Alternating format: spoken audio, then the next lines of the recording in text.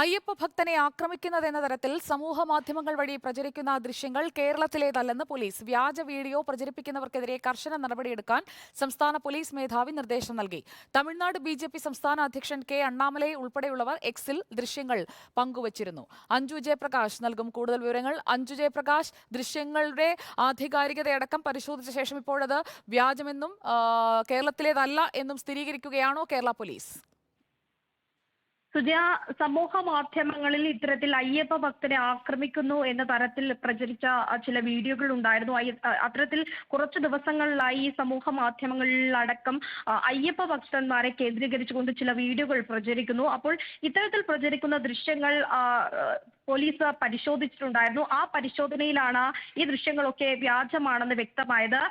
എന്നാൽ ഈ വ്യാജമായി പ്രചരിപ്പിക്കുന്ന ഈ ദൃശ്യങ്ങളിൽ കർശന നടപടി സ്വീകരിക്കാനാണ് നിലവിൽ ഇപ്പോൾ പോലീസ് തീരുമാനിച്ചിരിക്കുന്നത്. സംസ്ഥാന പോലീസ് മേധാവിയാണ് ഇതുമായി ബന്ധപ്പെട്ടുള്ള നിർദ്ദേശം പോലീസിന് നൽകിയിട്ടുള്ളത്. നേരത്തെ തന്നെ ട്വിറ്ററിൽ വീഡിയോ ഉൾപ്പെടെ ഈ കേരളത്തിലേതാണെന്ന തരത്തിലായിരുന്നു പ്രചരണം മുഴുവൻ നടത്തിയിട്ടുണ്ടായിരുന്നത്. ഈ മണ്ഡലകാലവുമായി ബന്ധപ്പെട്ട് അനവധി വീഡിയോകളാണ് ഇത്തരത്തിൽ പ്രചരിക്കുന്നത്. അപ്പോൾ ഇനി ഇത്തരത്തിൽ വീഡിയോകൾ പ്രചരിപ്പിക്കുന്ന ആളുകൾക്കെതിരെ കർശന നടപടി സ്വീകരിക്കണമെന്നാണ് സംസ്ഥാന പോലീസ് മേധാവി നിർദ്ദേശം നൽകിയിട്ടുള്ളത്. അത്തരത്തിലുള്ള വാർത്തകളും വീഡിയോകളാണ് നിലവിൽ പുറത്തേക്ക് വരുന്നത്. അഞ്ജു ജയപ്രകാശാണ് വിവരങ്ങൾ നൽകിയത്.